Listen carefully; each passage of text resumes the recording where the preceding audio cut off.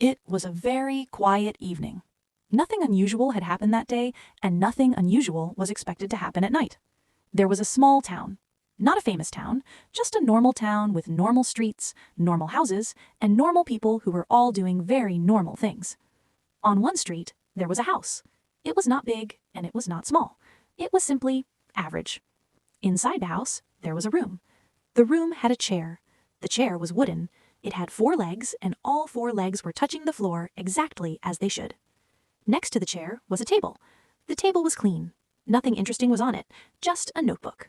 The notebook was closed. The notebook had many pages. All the pages were blank. They had never been written on, and no one was planning to write on them tonight. Outside, the air was calm. There was no wind, not even a small breeze. The trees were standing still, doing absolutely nothing. A clock on the wall was ticking. Tick, tock, tick, tock. The clock was not in a hurry. It was simply doing its job 1 second at a time. In the kitchen, a cup was sitting on the counter.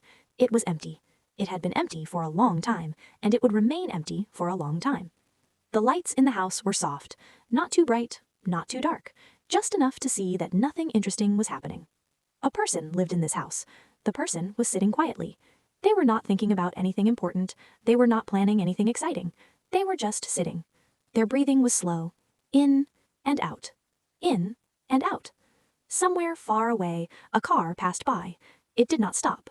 It did not make a loud sound. It simply passed, and then it was gone. Back in the room, the chair remained a chair. The table remained a table. The notebook remained blank. Nothing changed. Minutes passed, or maybe hours. It did not really matter. The clock continued ticking. The walls stayed in place. The floor stayed flat. Everything was exactly the same as before. And that was perfectly fine.